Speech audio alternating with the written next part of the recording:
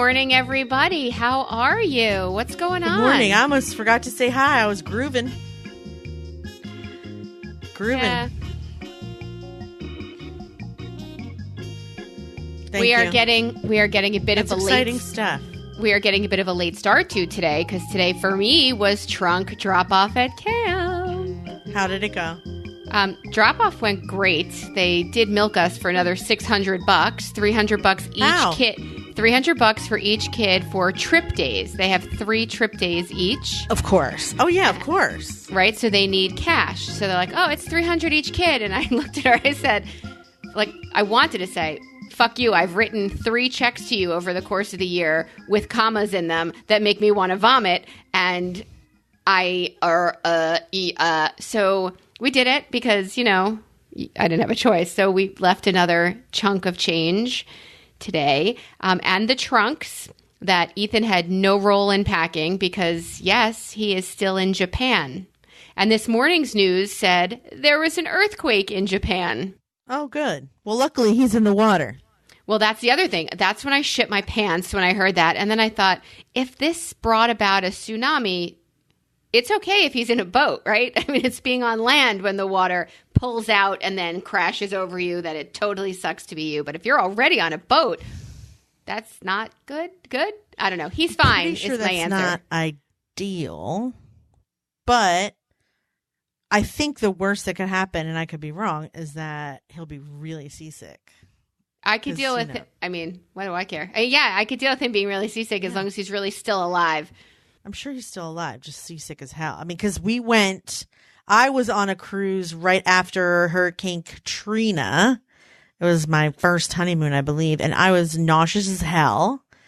And then I went on a boat again that was 2001. That was Hurricane Katrina. The first one, it was just like hurricane season and the waters were really choppy. In fact, I don't think I've ever been on a cruise where I wasn't violently nauseous. Oh, no. So you'll never go again? I mean, I guess I would, but I was not. I mean, it hasn't been since 2003 and I have not been in a hurry. I would go again though. It just depends on what cruise it is. Like, I wouldn't mind not being in the Caribbean in September is all I'm saying. Oh yeah, that's the worst. That's the absolute worst. Yeah, it's the worst. And I don't have sea legs. I don't have any kind of ability to control my stomach in that kind of situation. And doesn't everybody have a cure? Not that you asked me, but doesn't everybody have a cure for, oh, you're seasick? So not that you asked me, but I have this thing I stick behind my ear, or I have this bracelet that I wear, or try ginger ale, or you know what? You're not going to stop my hiccups. You're not going to stop my seasickness.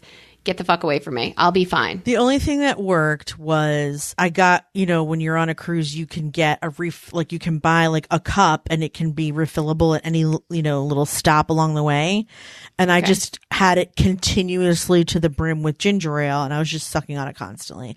I'm sure I came home with like 17 cavities, but whatever. I couldn't function otherwise. And that's how I got diabetes, because I had to go on a cruise for my honeymoon. The jury's out on that, but that is how I got diabetes. Yeah, that's that ginger. I mean, there are other ways other than soda to get ginger, but yes, that has been the most helpful for my kid. So maybe he is having that at dinner with his grandparents nightly. I have no idea what's going on. I control nothing. Ooh, Triple Berry Deer Park. Is that good? Sparkling water, no calorie, no sweetener. It's really good. I've never tried that. And I think I get a Deer Park deliver. I think that's who delivers our water. So I can have that delivered to my house with our next water delivery. Ask for it. I'm going to try that. Ask for it by name. By name. Thank you. I saw a video of your delicious son playing in the pool this weekend. And I just can't stand it. Although I do not have the energy to have a 3-year-old again, I love watching him. You were at the JCC? I don't either. I was at the JCC pool. It was really fun. It's basically the only time I can entertain him without sweating is if we're at the pool, because I don't have to sweat my clothes off. But like, it's still really hard. Like, I see, like, when we go in the big pool, he kind of like putters around. I pick him up a little bit, but like, I see other parents like throwing their children into the water and like, Who's got the energy for that? Ugh. Are they much younger than us? Is that what you're talking about? Young people doing that? Because I did that when my kids were young. I did it when I was 25 and they were, 3 and 4. But now that I'm 43, you need a mother's helper. You need a mother's helper. You need somebody who's going to play Bazingo, Marco Polo with them. You need somebody who's going to do that. Do you have a neighbor? Oh my God. So I do. I had two fucking teenagers is what I had. That was my mother's helper. Those were supposed to be my mother's helpers, those little shits. As soon as I got pregnant, Nate moved in with his father and Emily got sick and then she's gone. So everything I thought was going to be happening while he was 3, 4, 7, 10 is all the opposite. It's all landing on me. And I'm lazy. Sounds about right. That sounds about right. Super lazy. Super lazy. I'm working on it. The thing about the JCC is that there's a big ass gym. So even if they are my age, most people are in shape because they go to the gym here, which I guess I should really get my lead out and do it. So I bought him a shark, a scuba mask. And it was a shark. We couldn't get it on his big old head, but we tried to rearrange it. Anyway, it took too long and he just got bored, but he wanted it because he was like, oh good, now I can be a scoopy diaper. And I was like, a what now? A what? A scoopy diaper. Yeah, I don't know what that is. Scuba diver. A scuba diver. Well, that's adorable. A scoopy diaper. Scoopy diaper. All right. I went another way. What are we saying now? Oh, scuba diver. That's adorable. I didn't know what he meant. Yeah, it was so cute. That morning, I kicked him out of my bathroom because he was causing trouble.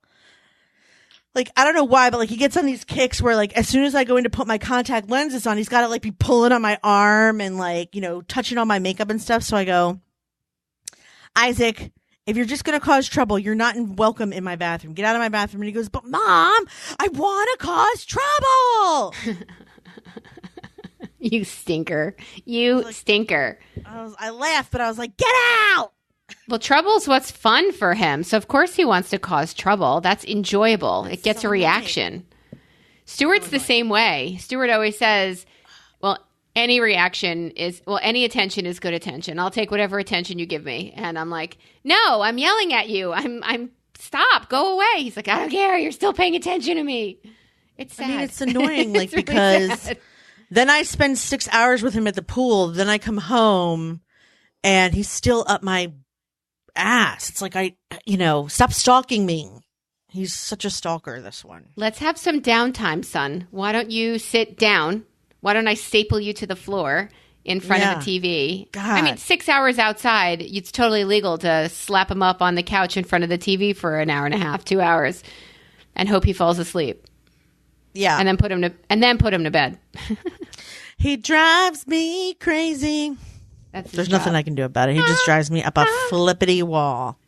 But he's still delightful. I can't complain about him. So let me ask you. So he's still full of energy.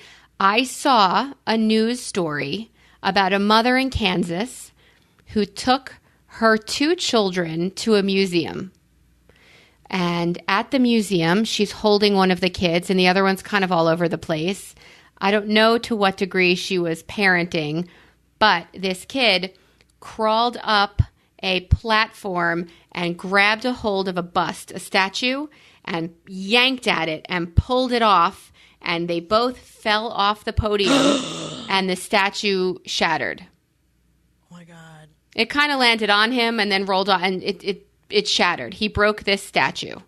This is on the news. So I don't know. There was a report filed. The woman goes home. I don't know to what degree she complained. I don't think the kid was hurt. It was never mentioned in the story, not even in the mother's defense. And in the mail, there is a bill to the mother for $132,000 from the insurance company for her to pay for the statue. Mm-hmm. Thoughts? The comment on the insurance company's letter said that she was negligent because she was not parenting her child. If that were true, then we would have blamed the parent for that gorilla eating that kid. Okay. Right? We're talking about Harambe. I mean, Harambe didn't eat the he kid. The one that grabbed that 4-year-old, and people were like, the parents. Oh, he fell into the And they still cage. shot the gorilla. They did shoot the gorilla. But he did fall. You're right. He fell into that cage. But wait, go back first, and then we will talk about how stupid that kid's parents were. But first, the museum. Is she responsible because of her negligent parenting? I mean, have you ever let your kid? Ethan sent me a video from Japan where he's 5, where he's petting a deer, and he said, "Mom, don't lose your shit, but I'm sending you a picture of me petting wildlife." And he said, "Don't worry." I purelled afterwards. Like, my kids know you don't go near wild things that could bite you, things that are dangerous. It's like $100,000 pyramid. Things mommy doesn't let me near. Animals, wildlife, goats. 5 years ago, I would have said the parents are completely responsible and negligent. But then I had Isaac. And he does get away from you. Even if you're 2, 3, 5 steps ahead, like, not only does he get away from me, but he finds it hilarious when I tell him, no, you're going to get hurt, to disregard what I'm saying. So, like, now that I'm the parent of a child who enjoys not listening to me, I have to say it's possible the parents did everything they could. It just didn't work out. Still means kind of does mean the parents are responsible. Like, if you can't control your kid in a museum, don't take your kid to the museum. If you thought that your kid was going to be... I mean, yeah, Meryl put Scott on a leash.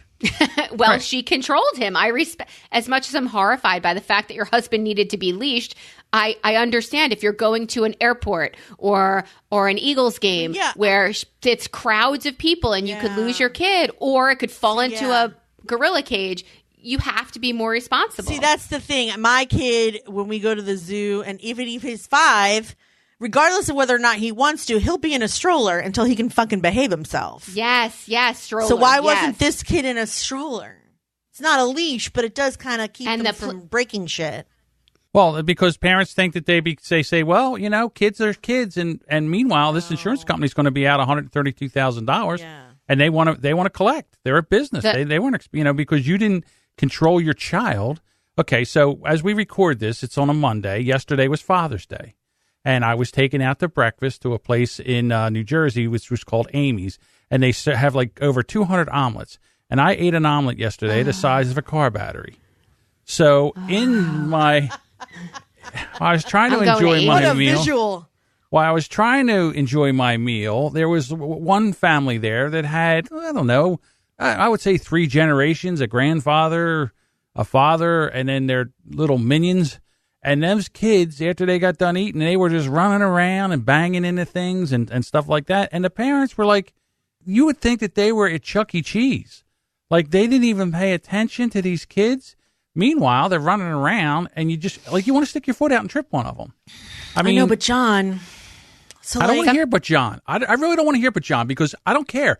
When I was a kid, we had to sit there and shut up. If not, we were taken out to the car and we didn't eat. And just because we've got away from that now. No, I do not accept the fact that it's like, oh, well, kids are kids. No. How much of their behavior, how much of their behavior exactly? So I have 2 questions. How much of their behavior is the parents' responsibility? 100%. And... no, I mean, there are lessons to be learned, and obviously children are going to make mistakes. But after the one time Emily told me that the waiters at the Chinese restaurant were not from Delaware, she did not do that again. Okay. But what I'm saying is Isaac at the pool this weekend, he does not take toys from other kids. He's not a bully. He goes up to straight adults he does not know and either asks them to play with him, like, even though I'm sitting there totally willing to play with him, or he just starts playing with a kid without introducing himself. He asks adults, what's your name? And then proceeds to play with him, sometimes hitting them in the crotch. He just thinks it's funny to like wave a noodle and try and hit adults in the crotch with it. And it's like, I'm telling him to stop. I'm taking it away. But he's still him and I'm still me. I cannot move his arms and legs for him. Okay, let me give you the middle of the road here. because my kids, like yours, the first round of parenting you did, if I took my kids to a museum, before we went to the museum, I knew what was there, and I had a scavenger hunt for them to do. It focused them on what they were doing. And we said, here are these 10 things we need to do. And I knew when my kids were hitting a wall that I was losing their attention. I mean, again, you're going to tell me I'm too controlling, but I made sure they did not knock shit over. And I made sure that if we went find 17 rectangles and tell me what they are, there's an exhibit for this new shell at the Shell Museum. He's never knocked over expensive shit. Very pointed things for them to do. And for John, when we were in a restaurant, we would eat and they would behave. And then, of course, they always served the kids first for some reason, which made me crazy. And they were done and we just got served. And I would open up a fucking DVD player because those other people came to this restaurant to eat and they did not come to get smacked in the back of the chair by these lunatic kids running around. And I think there is a very big problem with parenting now. But when I go to public places with my children, if it's to see a family party, my kids know you make eye contact with adults. You ask them 5 or 6 questions. You get the answers. You ask, we have always told them, be fucking human. And only now when my kids are in their phones, it starts to make me crazy. But they're not disrupting or breaking, or it is annoying that they're losing social skills. You're 100% right. Isaac doesn't do those things either. But if you're saying, I'm 100% responsible for everything he does, I mean, he's 3, he's still learning. They're 5, they're still learning, how to be in the world with other people. I mean, and then how old do they have to be before you're a little less responsible for what they're doing when they're not in your care? 18. Yeah, when you do something and they've shown that they can be held responsible, when you take them somewhere and they show that responsibility. Otherwise, clip that fucker in a stroller. You said it. Get yourself a double stroller for those crackheads. They definitely belonged clipped in. If you know you have a climber, I mean, if you know your kid is going to, you should know. Yeah. You know your kid, if he climbs to the top of the toilet, and a runner. That's why your husband was on a GD leash for however long. Yeah, Scott was a runner. But you saw Isaac at the restaurant. He will sit and order his own meal and take 20 minutes until the waitress is like, what do you mean you want mac and cheese and a hot dog? This is P.F. Chang's. Stop talking. Right. I'm like, Isaac, stop talking and let someone else order. Shush. So how much does Isaac like the pool? He is obsessed with the pool. So to say the next time that you smack somebody in the low-hanging fruit with a noodle, you're not going to the pool anymore. We're done. You pick them up and you're done. That's how I got him to stop. I said, do you want to go home? No. Do you need a timeout? No. And there were a couple times I had to sit him on the side until he could behave himself. I wonder if you asked the guy whose nuts got smacked with the noodle if he wanted him to go home or have a timeout. It wasn't that hard. And they were all, no, they were like, just checking. He's fine. I mean, everyone's there with other small children. So they're not worried about it. But I'm like, no, but I'm worried about it. Don't tell him it's fine. It's not fine. John, you do not want to involve other people in a situation in parenting your children because then you're going to. I'm just saying, I was being. That's true. Whatever I was being, I don't even know what the word. Facetious. Maybe. Yes. So what I'm saying is that you're saying you're asking a child, do you want to go home? Well, of course they don't want to go home. They want to hit that guy in the nuts again with this noodle. Then knock it the fuck off, or I swear to God, we are getting in that car right now and you are out of here. Do you understand me? Yeah. That is pretty much how it went. And he was fine after that. He didn't do it anymore. Well, then it's also Stuart's big deal. Stuart's big point is, Melissa, you need to set the expectation with the kids. So he'll line them up and he'll say, here's what I expect of you today. I expect you to keep your hands to yourself. I want you to play nicely in the pool. And if you don't meet my expectations, if I see you hitting people, the second I see you do that, we're leaving.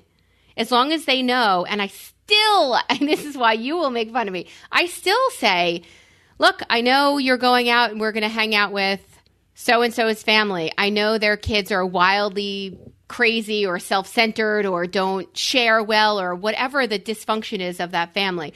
I understand that's where you are. Here's what I want to see from you, and then come sit with us. And once you're sitting with us, the grown-ups will leave because we will have taken that as a sign that their kids are unbearable. You've done the most you can with what you have, and then we also have a responsibility. We've crossed over to the point where we shouldn't be making our kids, because we like the parents, hang out with these other people's children who are selfish, who are rude, who don't even talk to them, who don't they sit there. My kids will be like, so are you playing sports? Are you doing this? And nothing back, not a single question. And they're like, who am I talking to here? So forget it, we're out. Or they don't share the controller for the stupid gaming system they're using. No judgment. So is the answer that she is responsible for that $132,000? Is that what we're saying? It's mostly her responsibility, so she should have to pay it? Yeah. John says yes. Yeah, you're struggling. I'm struggling because I know kids are a pain in the ass, but I mean... Something's broken. How can they be expected to pay all that? No family of small children has that kind of money sitting around. Yeah. Not a lot of them. So that's like John said, you learn those lessons at home. This is a very painful lesson to learn. I don't know how. Set up a payment plan. I don't know what to tell you. I'll give you $10 a week. Here's the other thing, too. If people hear on the news that a family just got hit with a $132,000 bill that they have to pay because they went to a museum and their child knocked something over, then maybe other people will go to museum and say, you know what, we're not taking our kids because I don't want to spend a 2-year salary on a bust of somebody that I don't even of a dead guy. Okay, that would be a shame if people stop going to museums. That would be a shame. No, but just prepare your children a little better because of that story. Yes, so that's bad parenting. Let's go back to 5. What is a 5-year-old doing in an art museum? It's true. The museum said, well, that's true. The museum said that the sculpture was secured, but it wasn't secured like it was secured on this base. It wasn't secured for somebody to climb up the base and shake it. It's like a column with the bust on top and yank it off. I mean, I'm saying there were many opportunities for this kid to have been stopped. Walking towards the sculpture. I'm getting hives. Too close to the sculpture. Yeah. Starting to reach up for the sculpture. Like, all these things could not have happened in 30 seconds. There was ample time for you to wrangle your kid in. So, yeah, I think they're responsible. You know what? I think they're responsible. Just so you know. I think the parent is responsible for the damn gorilla, too. No. Just so you know, there's a video online of the kid crawling. Why did you wait so long? Why did I bury the lead? See it. Yeah, I knew you would. It's a security video. It watches the mother's not looking. She's holding another kid. This kid goes over, climbs up the column, and pulls this big face off a pillar. Show me. No, you show you. And I thought, she's not looking at him. Oh, God, she's not looking at him. Oh, my God, here it comes. And he goes down and ruins the statue. Well, maybe the insurance company took a look at that same video and said, you know what? This is on the parents. He was not being paid attention to. Let me see. I got to see it now. So, sculpture fell on them. The insurance company charged. Failure to monitor your child. You are negligent. I think parenting is so hard. The thing is, you set yourself up for success. Like, even going to the supermarket with the kids, when they were no longer in the cart, I would say, okay, here's your list. You need bananas and apples. And this kid would go, I know it sucks to constantly be on and working and programming for your kids. And maybe it's because I was a teacher when I was that young and taking care of kids, but you just got to do it. I can't believe you waited this long to show me. Okay, there's the kid. Or you don't take them with you. Farting around. Running in the museum. Already I'm pissed because the kid's running. Already. There's 2 of them. Well, isn't she holding one of them? I think I remember her holding one of them. No, there's 2 running. Oh. They're farting around for quite a long period of time. Now they're running from one sculpture to another. One fell. Now they're running again to the other side. Still no parent paying attention whatsoever. Right. So they're animals. That's Still what you're no saying? parent. I'm saying the parents, she's not fucking paying attention at all. I don't see her holding a baby. So John's right. What they're saying is she was negligent. Yeah? Here he goes. Climbing up. Not just negligent for this moment, but this is how long? It's a minute already that she's not been paying attention. Here comes the statue. Still nothing. It hasn't fallen yet. He puts it back and kapoosh. Now she's paying attention. Now she gets up. She was reading a fucking magazine or something. All right, so that's so they interview her on the news. Definitely responsible. She was right fucking there, watching her kids run in and out of the room, in and out, in and out. When they interview her, she said, "It's their responsibility, not mine." I'm like, what? No, yeah. I clearly see first of all, she's letting her kid run in and out of the room in a museum where obviously they have some pretty expensive shit. Well, $132,000. Yeah. Here's the other thing too. You know what I would say? If I had a museum like that, I wouldn't let children under 10 in a museum. No, she was sitting on a couch, either talking to the woman next to her or reading something. Clearly not watching. You open the video. You can see the kids going da da da da da da da da da da da da da da, running. First of all, what is a 5-year-old going to get out of being in a museum? Nothing. What does it say? It says community center. Maybe it says a community center. Look, here's what I know. Kansas Museum. Oh, so here's what I know. She was furious when she got that letter. How dare they charge us? And I think she's way off base. I think she's way off base it's just the beginning, because if she's going to continue parenting like this, it doesn't get better. I'm telling you. No, if you're not going to parent, it doesn't get better. It's just the beginning of your bills. Shame on her. I don't know why she thought her kids could behave in a room like this. It's basically an empty fucking room. Right. It's an empty room. What did she expect her children to do besides run? Oh my God. And then the thing is, people just think that their kids are allowed to do anything they want and nobody's responsible. Yeah, she's a moron. Sorry. She's a fucking idiot. Right. Yeah. Yeah. Isaac would never be allowed to do that. Right. The things that Isaac does are quiet teaching moments where you could say, here's an action, here's a consequence. They've already passed the action consequence section when there's running and climbing and knocking over. There are no consequences for these kids, but now their parents have a consequence. Will that change anything in her parenting from here on? Probably not. One can hope, but probably not. Because I think people who are negligent are just negligent. When my children I had 4 children under the age of 4.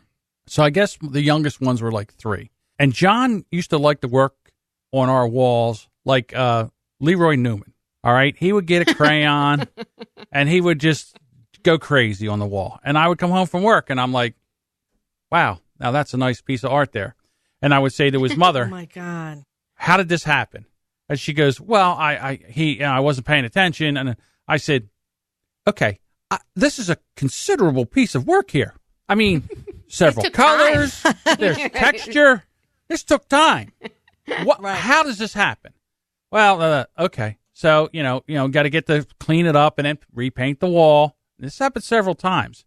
So finally, I went in and I took every crayon and I threw them in the trash. I said, that's enough of this. There will be no more crayons in this house until somebody can stop crayoning on the walls. Well, you would think that I was like Donald Trump. I mean, They hated me. And I said, you don't have to paint the walls, okay? You don't have to clean up this mess. And they continue to do it. There is no correction. Let me tell you something. It was months before a crayon was allowed back in that house. And when they did, I said, next time there's a crayon mark on the wall, there will be no more crayons. And we never had a problem with the burnt hand teaches best. That's right. That's the problem. Oh, good God. That's definitely taking it farther than I would take away. I don't think he's saying I didn't make that up. I didn't make that up. That's what they say. I know you didn't, but that phrase makes me a little bit crazy. There is a way to set your kids up with crayons at the kitchen table and leave the crayons to be only used at the kitchen table when drawing. My kids aren't allowed to eat outside of the kitchen. So that's where food happens. Guess what? Drawing happens at the kitchen table or the dining room table or wherever you say there to use crayons. I have to say that saying is rather accurate because Scott Kupferman is a child who decided he did not like the way his mother was scrambling his eggs at age 3 or 4 and decided to get a stool while she was doing something when the eggs were on the stove. Maybe she had just finished them and touched the pan with his bare hand, burned his hand. Guess what? He never did that again. Would you like to know how many times she told him, get away from the stove, get away from the eggs, don't touch that? 1,000. The burnt hand taught him the lesson, not anything else. Right. Unfortunately, you try to steer your children because you have experience. you've experienced these things. You're trying to steer your children to do something so they don't get hurt. But sometimes they don't care and they want to get hurt. So unfortunately, they get hurt. Or what I like to say is what it is actually where the gene pool cleanses itself. The truly stupid kill themselves. It's the Tide Pods all over again. Yes. Go ahead. Eat that. Bye-bye. True. Right. You know what? So true. You're not supposed to eat that. Oh, yeah, but I'm going to eat it anyhow. Watch this. You know who else won't eat one anymore? Anybody left alive in the room because they watched the guy die eating a Tide Pod. All right? They're like, wow, you know what? I'm not doing that. So, again, I was out, like I said, I was out at breakfast this weekend. And when I got done, I was like, you know what? I'm never going out to breakfast on a holiday again. You're an idiot. Everyone knows that rule. And listen, I didn't want to go. My daughter's like, look, we're going to go here. And all. I said, I'd rather not. She's like, I said, it's not going to be fun. It's going to be packed. We had to wait an hour. I'm sweating outside. It was hot. And we go in. So hot yesterday. Yeah, oh my God. I walk in and the air conditioning is fine. Okay, we finally sit down. We get something to eat. And don't get me wrong. The omelet was delicious. It was nice. We had a good time. But, going out on Father's Day, Mother's Day, Valentine's Day, it's ridiculous. It's horrible. I agree. I've learned my lesson. I've been burnt many times, especially Mother's Day. What a nightmare. Everyone and their mother wants to go to some kind of foofy brunch. Right. I just don't need it. Mallory made an omelet for Stuart yesterday that was so beautiful. I think he helped her a little, but it was so beautiful and it was so delicious that I had to mooch off of it a little. It was so great. You would appreciate this. We did a day of stew yesterday. We did an entire schedule for him because boy needs his activities. So we had programming, thing after thing after thing, and I programmed in pack the freaking cars with the camp trunks, and I programmed in a nap, but as long as it was in there in the program, it was fine with him. Okay. Oh, my God.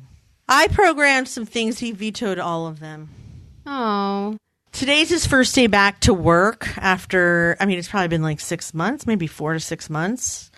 So he's been all hyped up about it. So my dad spent the night Saturday night. He was here Sunday morning. I thought, what's an activity that will keep his mind off the nerves he has going back to work? Let's go see The Incredibles. He likes The Incredibles 1. Nate will be here. He'll watch that. Isaac will watch that. It won't kill me. All day he hemmed and hawed. I don't know if I feel like I bought the tickets from Fandango. I'm not sure if I'm up for it. It's my head, my this, my that. And I was like, okay, well, I can just take them to the pool. Well, no, I don't really, I don't want to be alone on Father's Day either. And I'm like, so we should just all sit here in the house on a 90-degree day and stare at each other. Is that your idea? He was like, I don't know. I'm not sure what else to do. I end up around 1 o'clock taking Isaac to Chuck E. Cheese because I had run out of patience, and I was, not sure if he wanted to go to the movie or not, which was 5:30. So I couldn't get him wet. I would have gone to the pool, but I couldn't get him wet and then change him in the night. If we were just going to go to the movie theater, he would have frozen his little toes off. So yeah, I ended up taking him to Chuck E. Cheese, and then he's like, you know what? I'd really like if you could just pick up sushi on the way home. So yeah, that was my day.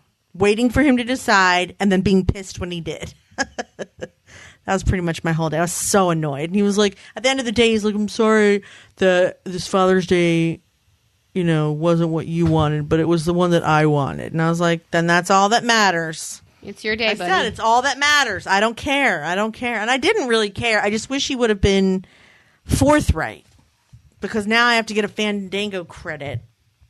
I want to go see The Incredibles, too. It sounds like it's a really good movie. I love the first one. It seems like it'll be fun. I have to see the first one first, don't I?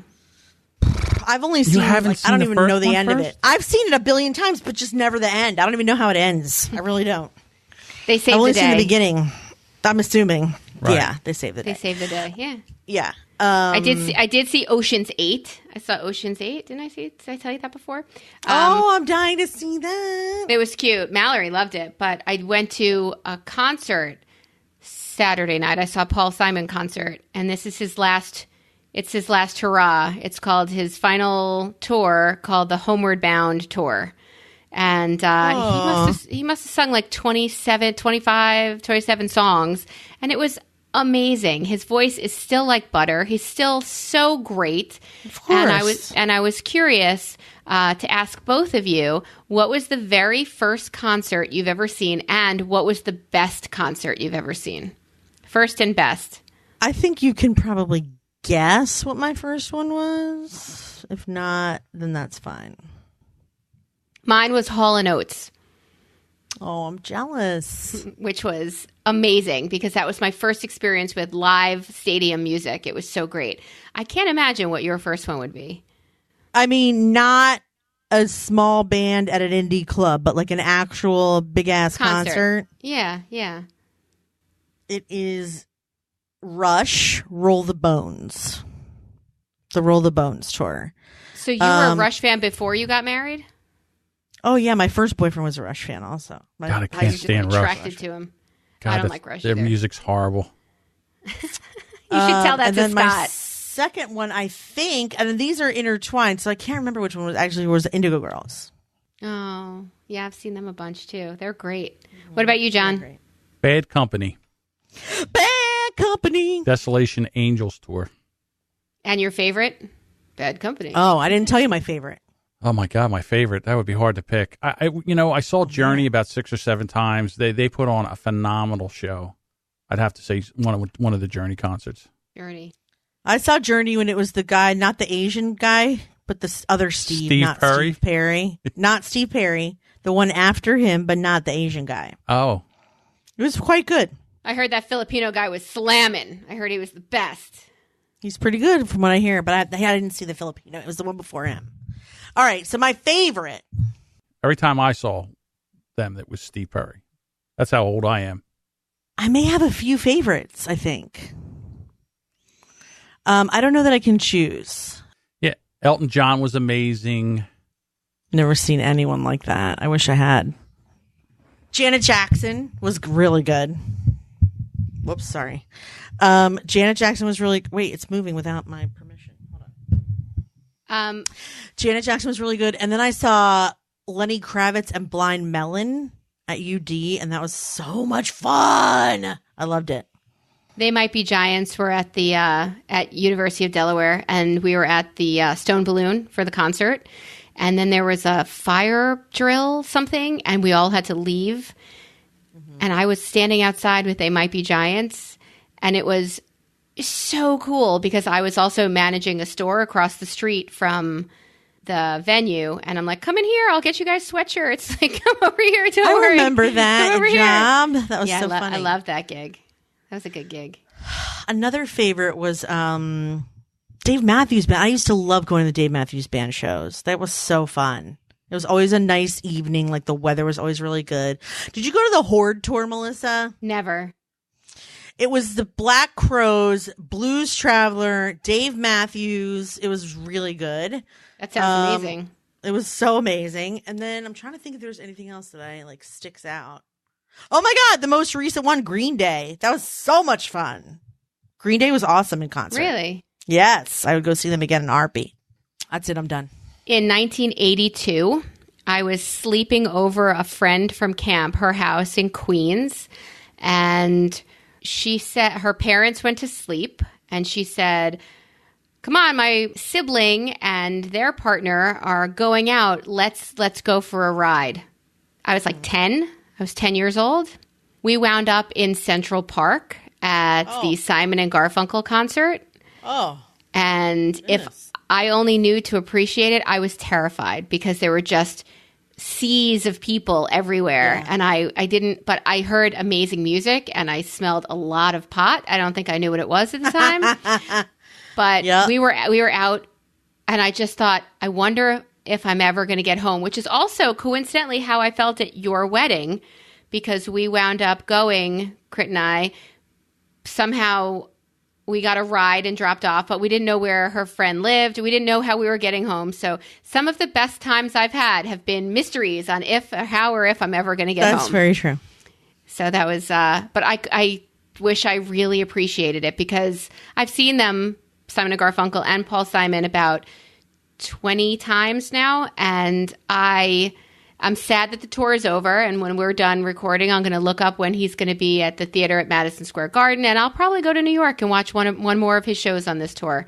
And sadly, his last show is in London on July 15th, and I will be arriving in London on July 20th. So I'm 5 days late, right? So I would have loved to have seen him on his very last show, but he's my favorite. He's just my favorite. And what my hugely funny story, I always think, I talked about this when I met Dule Hill at the beginning of this podcasting excursion for us, that what do you say if you get to meet a celebrity that you really respect their work, that you love, that you just are crushing on? Like, what do you say to them without just sounding like any other idiot who's like, you're so great. I think you're the best. You're an idiot. Like, I don't want to sound like an idiot, but Stewart's father told Tom and Jerry at the time, but Simon and Garfunkel, that they shouldn't quit their day jobs because he was their youth group advisor at their youth group. And he said, you guys do not have a career in music. Stick to school or stick to whatever. So my father-in-law is a visionary, I'll tell you that. And my in-laws knew them when they were kids. It's just the second story you buried the lead in. So your father-in-law knew Simon and Garfunkel when he was their advisor. Yeah. Really? Yeah, it's not amazing that he knew them. They're the same age. It's amazing that he told them to give up music because it would never take them anywhere. That's the great part. So if I ever got to meet Paul Simon, I would sit with him and say, you had this youth advisor who had no faith in you, and I married his son. Whoa. And that would have been my claim. Right. Well, yeah, because I would have said, remember that guy that told you would never make it? Want to have dinner at my house? And you want to see him now? Yeah, want to see him now? Like, you want to come over? Shove it in his face? I definitely would do that, yes. I would invite him over for dinner. Yeah, take a picture of your last royalty check and bring it to dinner. Just the picture. Bring it to dinner. Come on over. Oh, my goodness. Yeah, that's crazy. Amazing. It's crazy. And I'm sorry, I'm a big fan of burying the lead. It's just to make sure you're still paying attention. I throw it out at the end of the story. And by the way, you'll just hang on to my every word. Yeah, that is the amazing part of the story. Not that, I mean, I understand. I don't know. I don't get starstruck by celebrities, so I don't know. I would just say, yo, Paul, what's up? Big fan. That's what I would do, and I would just keep on moving. Maybe you're way cooler than I am because I asked. You know, I had a hint of plastic surgery at 16, and his song "I Am a Rock." Like, music for me has played such a huge role at different times of my life. It's been so powerful and so motivating and healing and devastating, and it's just so powerful to me that to meet somebody who played that role for me is just huge. It's just colossal. There's just no way I could explain without sounding like I feel I am now, like a complete idiot, saying your music has gotten me through a breakup that I thought would kill me, that has gotten me through being so nervous for something I wasn't sure about, that I thought I just wouldn't make it to the next day. That I vomited through it. But there are so many times that music has played that role that I couldn't even express without sounding ridiculous like now. So I get nervous. I don't know what to say. I love you comes out. I love you. I just sound creepy instead of really awestruck. Yeah, I mean, I think picking out a specific thing. Like, I met this comedian last Friday night. I love him. Chris D'Elia. Yeah, Chris D'Elia. I love him. Rather than be like, oh my God, I love you, I was just like, we have been watching you since Glory Days, and we thought your character Stankowski was so funny. And he was like, oh my God, that was like 9 years ago. Like, that's a specific thing. So, like, also when I met Jesse Tyler Ferguson, I said my favorite episode is Fizbo. I love Fizbo. Fizbo. He said, and I said, what's yours? And he said his favorite episode was when he dressed up as Spider-Man over his suit. The muscly Spider-Man. It was a Halloween one. I don't remember that one. Now no one else dressed up. It's a Halloween one where, like, he was told to dress up, then they all changed their mind. Don't tell him. So he shows up in muscly Spider-Man.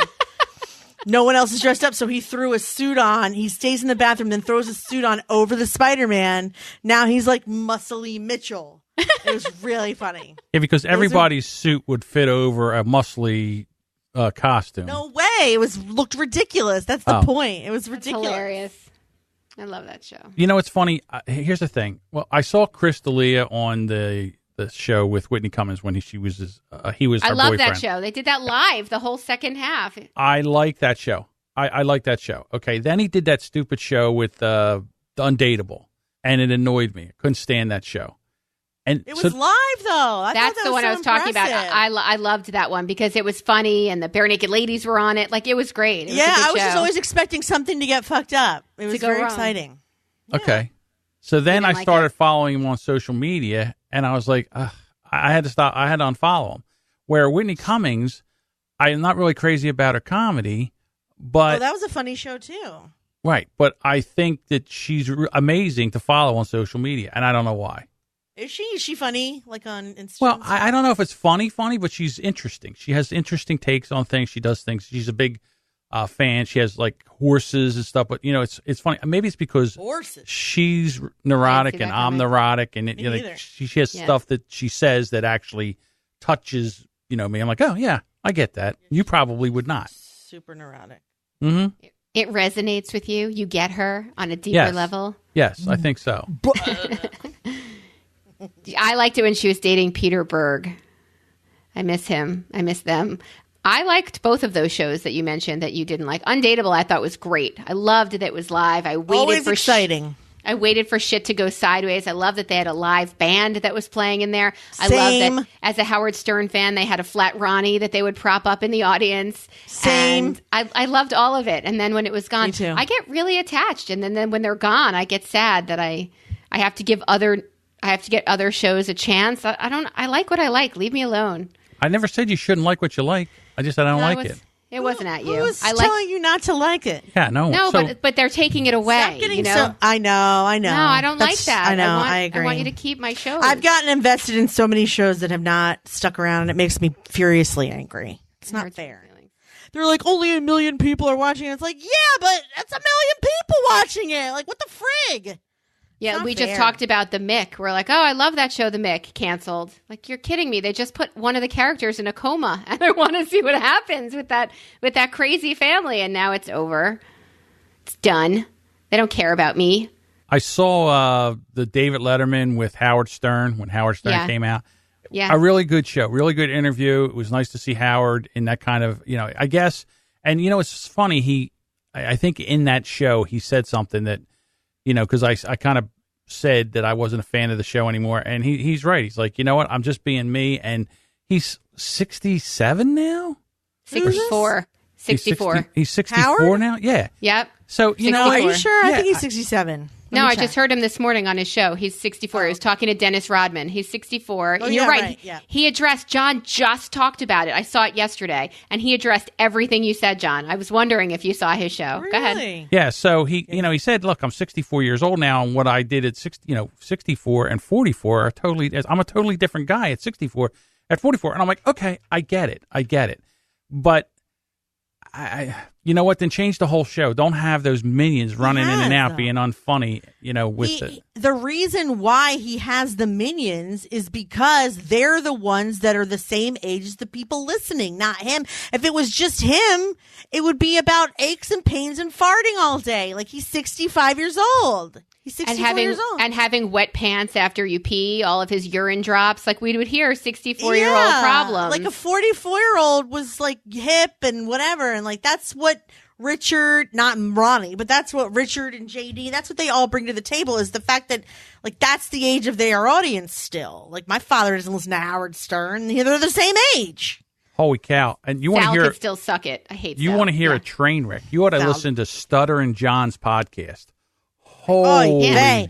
How can anyone named Stuttering John podcast? I mean, I've heard him speak many times, so like I'm very familiar with him. But what an idiot moves to have a podcast when you can't barely speak. Well, he was the announcer of the Tonight Show. Yeah, not for long. Not that long. that didn't last. I wonder why. That was a bad idea. Yeah. It's not just his stutter. His stutter kind of gave it a little humor, but he's an idiot. Like you need Stubborn material. Idiot. You can't just be cute and have interest. You need solid material, and he just never had that.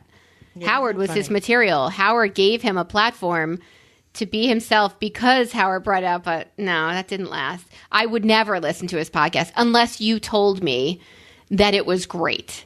And then I would give it a chance. But I just assume not having any content to yourself, like, why would I come to your podcast? Pamela Anderson. Pamela Anderson. Yeah, that's right. Speaking of Howard, Melissa, do you have anyone this week you wanted to talk about that you hate? Oh, my PIH segment, my new segment? Yes, of course. Well, I want to ask you, Stu, I have tons of people I hate segments, but Stuart told me that I'm too negative. Is that? I said I'm just enough negative. What are you talking about? Too negative? On the show or always? Well, my new segments are not that you asked me, and here are people I hate. He's like, anything positive? I'm like, no. Not interesting.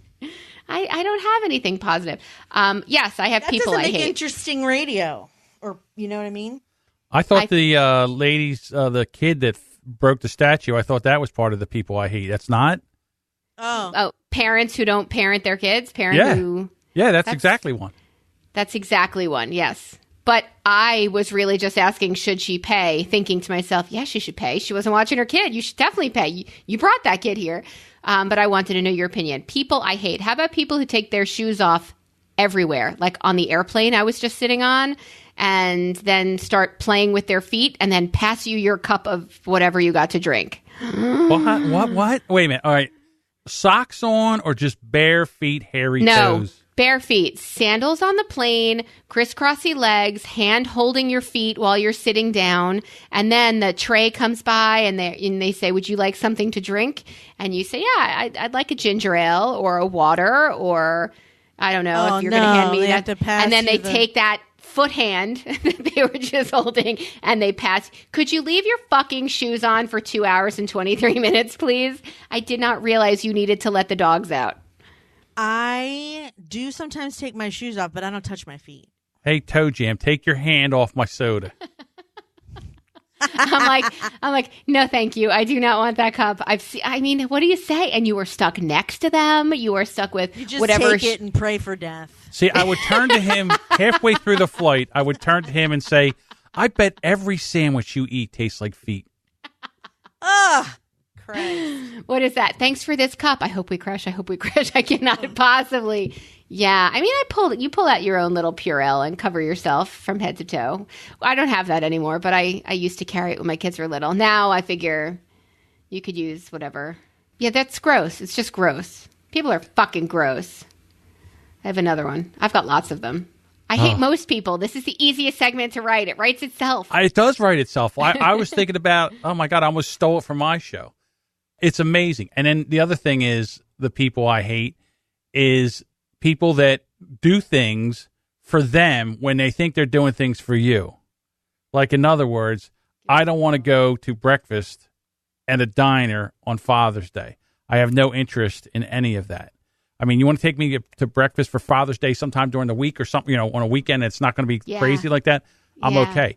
But in other words, that is not enjoyable for me. Why are you making me sit through something that's not enjoyable in my name? Right.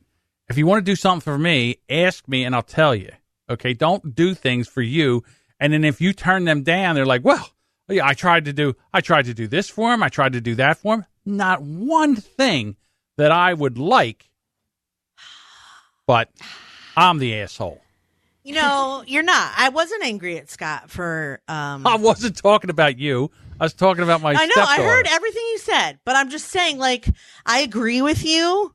I asked him. He changed his mind. I didn't give him shit about it. I was just I agree with you. I think people who are just what would be really great for you is if I come over and use your laundry, just as a side note, and then... we can talk about X, Y, and Z for you. We could talk about how I could steal more stuffing from inside your turkey. How I can steal your chicken bones. And your bones. So I've decided, I got in a big fight with someone this week for doing something that I invented. Ooh. And, it was the whole, so this person who will remain nameless. Damn. This person was rude to me for no reason. I was trying to help this person by asking if they still needed me to run an errand. And so I called this person to say, do you still need the errand run? And they were just like, no, I'll just fucking turn around, and hung the phone. Again? Or is this the same story from last it's week? The same story. Okay, I got that. All right. Oh, it has to be the same story as last week because I forgot that we didn't record on Monday, and that's when this happened, was last Monday. Thank you for reminding me. So the next day, I'll give you the update. So the next day, this person writes me a text and says, I know that you don't know what's going on with me because you asked me not to talk about this or that, but I was having I wasn't feeling well and I was having a really bad day, and I'm really sorry you got offended by all my drama or my whatever. And I was like, you know what? No. How about you grow up, act like an adult, and apologize for what you did That's wrong. not an apology. That wasn't instead an apology. of my feelings. I I'm said, sorry I fucking invented this trick. Don't pull that shit with me. I know this trick. I'm a communications major. I can fucking tell when someone's apologizing. I'm sorry you're upset. I'm sorry you're upset. I had to invent I'm sorry you're upset because I can't be responsible for an overly sensitive spouse. So I had to start doing the whole, I did not mean to upset you, and I'm sorry that you're upset. I can't be sorry for putting my laundry in because I'm not. You know what I mean? Like, just whatever it was that I did. Like, I couldn't always apologize for the thing I did wrong because it was really more about how he was feeling than what I did wrong. In this case, she did something wrong. And I'm not going to hear, sorry you got offended. Then when I go to explain why that wasn't a good enough apology, she was like, I'm not reading your text because all it's going to be about is how much of an asshole I am and how I do everything wrong. And I was like, okay, don't read it. I said, but I've said I'm explaining to you why I'm upset. Then she tries to call me. I don't answer the phone. I said, read what I said. I don't feel like repeating it. I'm not going to repeat it for you.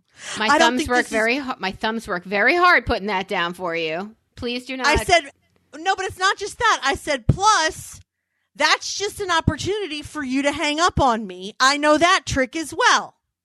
The passive aggressiveness is so strong in this whole thing. You're going to yell in my ear and then hang up. I already texted you how I feel. Read it and then call me if you want. And we haven't spoken since. It's been beautiful.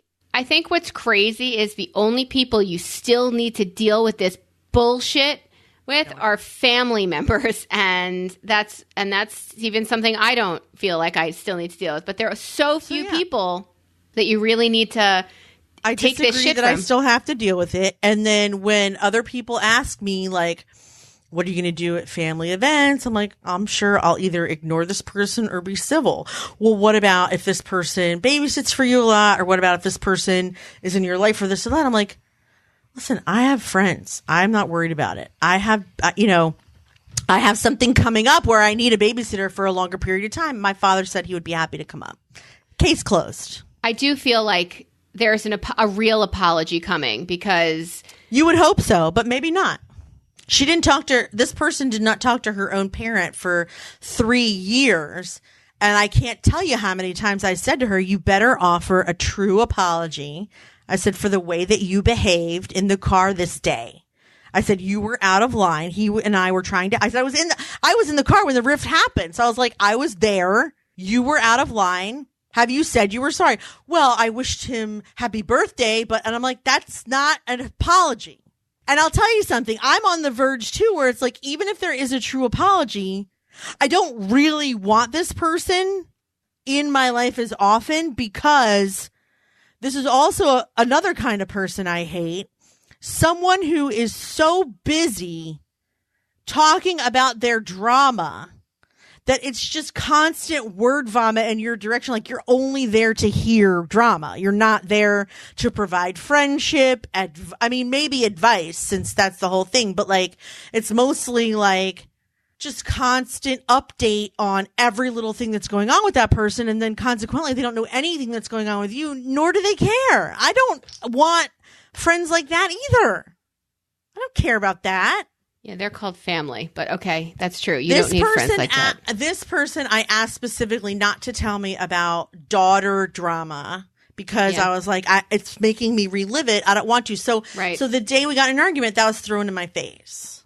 You don't know anything that's happening with me because you asked me not to tell me your drama. That's right. And today's not the best day to start. I still don't want to hear it. Still don't tell me. Why do I need to know? 40 years old. I don't need to hear everything that's going on with you. I don't even know what drama I could use as an example to say I don't tell you about X because I don't have any drama anymore. But if I did, I wouldn't tell her. So there are boundaries. So this person does not deal well with boundaries. Correct. People don't understand, again, my stay in your lane kind of theory. Yeah. I'm not also dealing with anyone that's codependent anymore. I'm going to just nip that in the bud. All these people that you're cutting out. In the bud.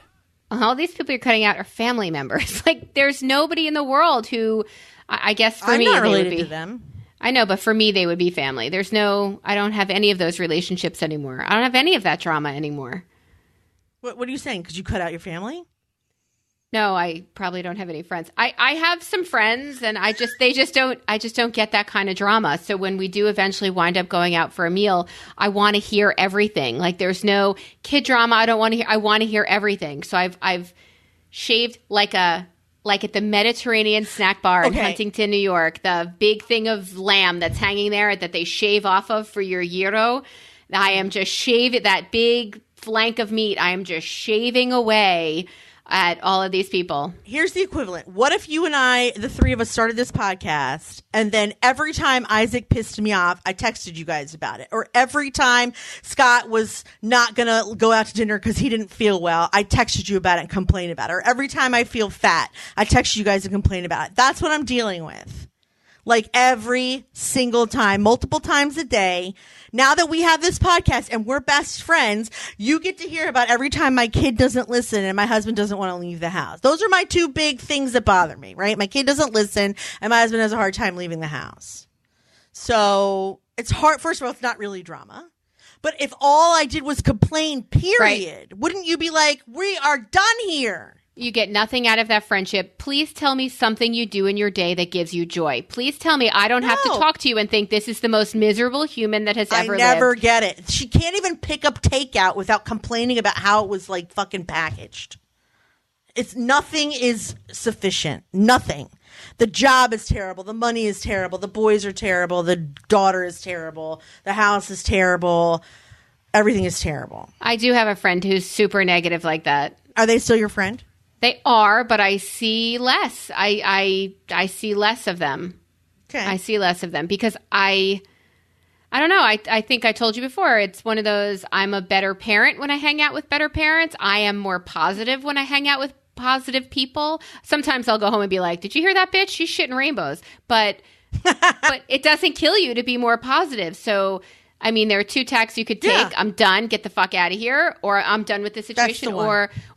Okay, that's fine. Or you can start just Stuart and I, when we do things, it's usually as couples. So I'll just start like shitting rainbows on people. Isn't it lovely? And he'll look at me like, who the fuck are you? Because he knows how negative I am on the regular. So for me to say, just come out with super positivity, he knows I've already hit a wall with these people. And I must be, to speak at all, I'm going to be positive because I have to try to counterbalance, especially as Isaac is growing up. You want him to only hear my biggest fear. Yes. That negative raining down on him. That is not at all what you want. He told me last time he was there that she was screaming at her kid about a pink shirt. I mean, it was all garbledy-gook. It was garbledy-gook, but it was like da-da-da-da-da. He understood. Da-da-da-da-da. Pink shirt. Da-da-da-da. She didn't have it. Da-da-da-da-da. Mad. So mad. He understood. My ears. And I was like, what the fuck? The way my dog was in a house that told her she was ugly and fat, and this dog I got was broken when I got her, our last rescue. When she hears our voices, do you think she drops to the ground and cringes like she did when we met her? You're like, and I said to the breeder, she can hear you. Shut up already. But I had to be nice because I wanted to take her dog. So kids get whether he completely understood what she was pissed about or just the tone of what she was saying. Yeah. She knew what she was mad about, but I thought it was funny that he ratted her out. Oh, that's the other thing. They get everything. They absorb everything, and he will tell you, no matter where he goes. Yeah, Mommy, today at Cher, so-and-so's mom's boyfriend said blah, blah, blah, blah, blah, blah, blah. Yes, it's the best. The court reporter. The best. I call that the court reporter syndrome. I love it. Tell me everything. The question is, okay, so I do have a family event this weekend. And the question is, I mean, I can't skip it. It's a bar mitzvah. It's RSVP. So, like, I go. Do I try and leave early? Do I talk to this person? Do I not talk to this person? Do I just get wasted and trash the place? What's your initially it was get wasted and trash the place. That was my first thought when we started talking not a bad before idea. the podcast. That has happened at previous bar mitzvahs, but it wasn't me. Is Scott going with you? Mm-hmm. He is. Mm-hmm. All three of you are going? Because Isaac is going. Oh, he's not. Okay, so I think it's a wait and see kind of thing. You have to see. You might get the apology. You might go in there defensive and be like, fuck this shit, and you will get an apology. Look, Jess, I'm sorry for the way I've been the last few days. I'm going through stuff. I'm working through it. I will do better, which is probably what you need to hear, by the way. I will do better. I'm sorry. I will do better. But I would play it by ear. What about you, John? Any recommendations? I would just ignore her. I would stay out of her way. I would stay, if she was on the left side of the room, I would go to the right side of the room. What if we're at the same table? Then I wouldn't talk. I wouldn't just. Don't sit down. Don't sit down. Sit on the opposite side of the table. Yeah, if you're sitting at the table, try to sit as far away as you can and try not to engage. I'll go with you. I would love that. Yeah, she'll get the message. And then either she'll turn around or she won't. And then again, I mean, you are the five, that statement. You are the five people you hang around. Don't let her knock you down 20%. I know this frightens the shit out of me, actually. Right. I have a family member does the same thing. Every time they call, it's the bitch, bitch, bitch, bitch, bitch, bitch, bitch, the whole time. And you're like, dude, I got things to do. First of all, I don't care. I don't care about any of this. I don't know that you are the five people. What? You are the summation of the five people closest to you. And if that's true, hang around the most. I'm quite embarrassed about who I'm the summation of. At this moment, anyway. Where did you hear that? Where does that come from? It's a known thing. People always say that you are the sum of the five people you're closest to. Okay. Yeah, that's probably why I cut out that like I said, I'm a better parent when I'm hanging out with good, kind, sweet parents, which isn't my go-to. I'm a very realistic, cautious, but to be around people who are a little fluffier and a little nicer and a little rainbow shittier, it's helps me be a better person. I married Stuart because he makes me a better person. My negative and his ridiculous positive make us, a very base, solid pair. So, yeah, I can totally see that. And now I'm going to make a list of the five people with whom I spend most of my time and then see how true that is. Wow. And upsetting. I knew that was coming. Yeah. Well, listen, this has been delightful, but I think we've run out of things to say unless we didn't do the advice, but we can do that next time. You got it. Thank you guys so much for listening to the Brilliant Observations podcast. If you would like to find us on Facebook, Twitter, or Instagram, you can find us at Listen Brilliant. You can also send us email, brilliantobservations@gmail.com. That is the pod shell in a nutcast. Thank you guys so much for listening. Melissa and John, thank you so much for showing up and giving us your funniest information. Thanks, guys. Bye.